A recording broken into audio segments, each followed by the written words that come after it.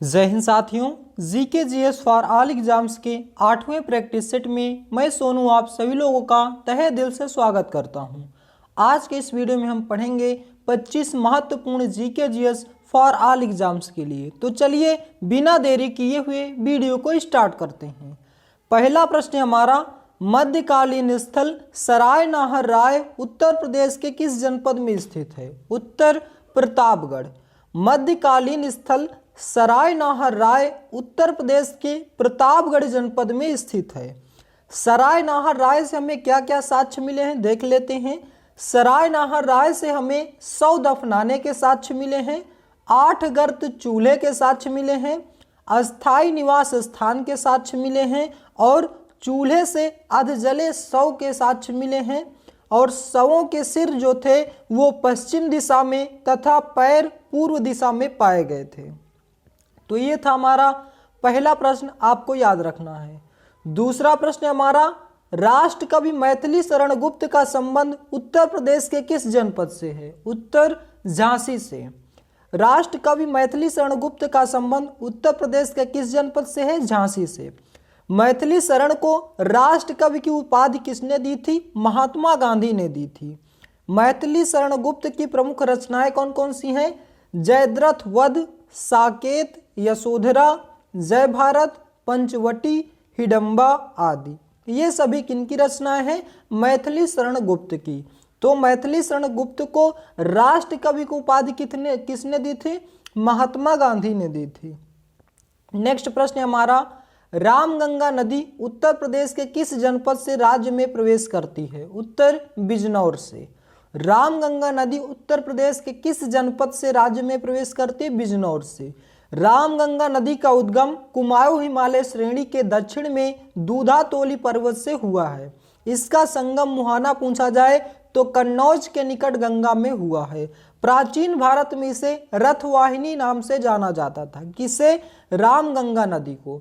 रामगंगा नदी को प्राचीन भारत में रथवाहिनी नाम से भी जाना जाता था। नेक्स्ट, मुलिंगला दर्रा कहाँ स्थित है? उत्तर उत्तराखंड में। मुलिंगला दर्रा कहाँ स्थित है? उत्तराखंड में। उत्तराखंड के प्रमुख दर्रे आपको याद रखने हैं। नीलिमा, एक ट्रिक है नीलिमा। नी से हो गया नीति दर्रा, ली से हो गया लिपुलेख दर्रा, माँ से हो गया माना दर्रा। तो ये 3 दर्रे आपको ट्रिक से याद हो गए। और मुलिंगला दर्रा भी कहाँ का है? उत्तराखंड का है। तो 4 दर्रे आपको याद रखने हैं। नेक्स्ट, जीविकोपार्जन हेतु वेद वेदांग पढ़ाने वाला अध्यापक क्या कहलाता था? उत्तर उपाध्याय। जीविकोपार्जन हेतु यानी कि जो कुछ शिक्षा देने के उपरांत कुछ ना कुछ उसमें लेते थे शिक्षा के लिए, तो पैसे लेते थे या धन लेते थे, तो वो क्या कहलाते थे? उपाध्याय कहलाते थे। कौन सी पर्वत श्रृंखला लघु हिमालय में सबसे लंबी है? उत्तर पीर पंजाल। लघु हिमालय कई भागों में बटा है जिसमें से पीर पंजाल सबसे बड़ी श्रेणी है। नेक्स्ट, लघु हिमालय और शिवालिक हिमालय के बीच स्थित घाटियों को क्या कहा जाता है? उत्तर दून कहा जाता है। लघु हिमालय और शिवालिक हिमालय के बीच स्थित घाटियों को क्या कहा जाता है? दून कहा जाता है। नेक्स्ट, भारतीय रिजर्व बैंक के वर्तमान गवर्नर कौन है? उत्तर शक्तिकांत दास हैं जो कि 25वें गवर्नर हैं भारतीय रिजर्व बैंक के। और भारतीय रिजर्व बैंक के पहले गवर्नर पूछा जाए तो कौन थे? सर ऑसबोर्न स्मिथ थे। सर ऑसबोर्न स्मिथ भारतीय रिजर्व बैंक के पहले गवर्नर थे। 6वीं लोकसभा के अध्यक्ष के नाम से जो बाद में भारत के राष्ट्रपति बने थे कौन थे? नीलम संजीव रेड्डी थी जो 6वीं लोकसभा के अध्यक्ष थी और बाद में यह राष्ट्रपति भी बनी थी। प्रथम मुख्य चुनाव आयुक्त तो पूछा जाए कौन थे? तो सुकुमार सेन थे, प्रथम चुनाव आयुक्त थे। नेक्स्ट, राष्ट्रपति लिखित रूप से किसको संबोधित कर अपने त्यागपत्र को दे सकता है? उत्तर उपराष्ट्रपति को।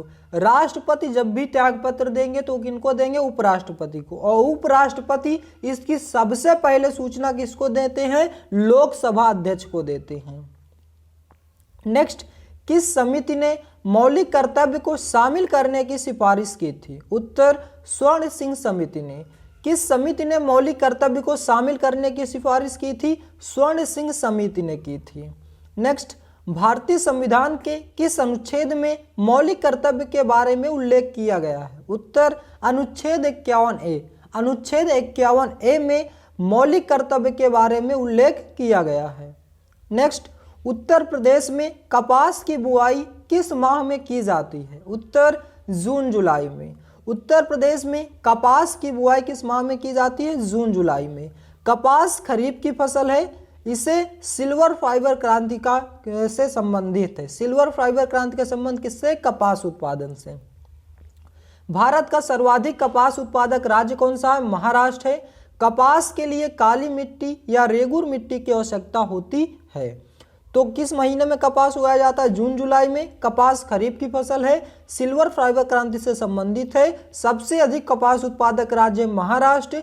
कपास के लिए काली मिट्टी की आवश्यकता होती है। नेक्स्ट, उत्तर प्रदेश के किस जनपद में सेल खड़ी खनिज का भंडार है? उत्तर हमीरपुर झांसी में। हमीरपुर झांसी में सेल खड़ी खनिज का भंडार है। चूना पत्थर के लिए कजराहट मिर्जापुर प्रसिद्ध है। और तांबा कहाँ? सनराइज क्षेत्र ललितपुर। तांबा क्षेत्र के लिए क्या है? सनराइज क्षेत्र है ललितपुर। नेक्स्ट है, अणुव्रत सिद्धांत का प्रतिपादन किसने किया था? उत्तर जैन धर्म में। अणुव्रत सिद्धांत जैन धर्म में है, जो कि महिलाओं के लिए प्रयुक्त किया जाता है और पंच महाव्रत पुरुषों के लिए प्रयुक्त किया जाता है। नेक्स्ट, गौतम बुद्ध का जन्म स्थान किसके द्वारा अंकित किया जाता है? उत्तर अशोक मौर्य का रूमिनदेई स्तंभ के द्वारा प्रस्तुत किया जाता है। गौतम बुद्ध का जन्म स्थान किसके द्वारा अंकित किया जाता है? अशोक मौर्य का रूमिनदेई स्तंभ के द्वारा अंकित किया जाता है। नेक्स्ट, बौद्धों के पवित्र अवशेषों पर निर्मित गुंबदाकार छत वाली अर्ध गोलाकार संरचना को क्या कहते हैं? उत्तर स्तूप कहते हैं। बौद्धों के पवित्र अवशेषों पर निर्मित गुंबदाकार छत वाली तथा अर्धगोलाकार संरचना को क्या कहा जाता है? स्तूप कहा जाता है। नेक्स्ट, कौन सी एक आर्थिक स्थिति है जिसमें मुद्रास्फीति के साथ उच्च बेरोजगारी और स्थिति की मांग एक साथ बनी रहती है? उत्तर मुद्रास्फीति जनित मंदी। मुद्रास्फीति जनित मंदी में मुद्रास्फीति के साथ उच्च बेरोजगारी की स्थिति मांग एक साथ बनी रहती है। नेक्स्ट, महात्मा गांधी नई श्रृंखला का 500 के नोट का आधार रंग क्या है? उत्तर पथरीला भूरा। पथरीला भूरा है, जिसे स्टोन्स ग्रे कहते हैं। नेक्स्ट, मुद्रास्फीति जनित मंदी को किस तरह से परिभाषित किया जाता है? उत्तर उच्च महंगाई, कम वृद्धि, उच्च बेरोजगारी। उच्च महंगाई होती है और कम वृद्धि होती है, उच्च बेरोजगारी होती है, इसे मुद्रास्फीति जनित मंदी कहते हैं। नेक्स्ट, लेग्यूमिनोसी कुल के पौधे की जड़ की ग्रंथियों में पाया जाने वाला सहजीवी जीवाणु कौन सा है? उत्तर राइबोजियम। राइजोबियम है, जो लेग्यूमिनोसी कुल के पौधों की जड़ की ग्रंथियों में पाया जाने वाला सहजीवी जीवाणु है। नेक्स्ट, जब मनुष्य अल्कोहल पीता है तो मस्तिष्क के कौन सा भाग नियंत्रण की हानि होती है? उत्तर अनुमस्तिष्क, जिसे सेरिब्रम कहते हैं। अल्कोहल पीने से मनुष्य के अनुमस्तिष्क का भाग की ह्रास होता है, यानी कि हानि होती है। नेक्स्ट, किस देश ने अपनी पहली डिजिटल जनगणना और आवास गणना की शुरुआत की है? उत्तर पाकिस्तान ने।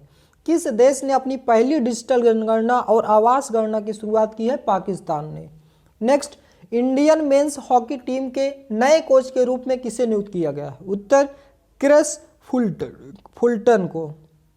क्रेग फुलटन को इंडियन मेंस हॉकी टीम के नए कोच के रूप में नियुक्त किया गया है। 25वां प्रश्न, भारतीय राष्ट्रीय कांग्रेस की स्थापना कब और किसने की थी? उत्तर कांग्रेस की स्थापना ब्रिटिश राज्य में 28 दिसंबर 1885 को हुई थी। इसके संस्थापक A.O. होम को माना जाता है। कहाँ हुई थी? मुंबई में। तो भारतीय राष्ट्रीय कांग्रेस की स्थापना 28 दिसंबर 1885 को मुंबई में हुई थी, जिसके संस्थापक A.O. ह्यूम को माना जाता है। तो दोस्तों, ये थे हमारे आज के 25 महत्वपूर्ण प्रश्न, जिसको हमने विस्तार पूर्वक अध्ययन किया। आशा करता हूं दोस्तों कि ये सभी के सभी क्वेश्चन आपको बेहद पसंद आए होंगे। वीडियो आपको कैसा लगा, इसका जवाब आप हमें कमेंट बॉक्स में दें। यदि आप हमारे चैनल पर नए हैं तो चैनल को सब्सक्राइब करें, वीडियो को लाइक करें और ज़्यादा से ज़्यादा शेयर करें। वीडियो को लास्ट तक देखने के लिए बहुत बहुत धन्यवाद। मिलते हैं नेक्स्ट वीडियो में। जय हिंद, जय भारत।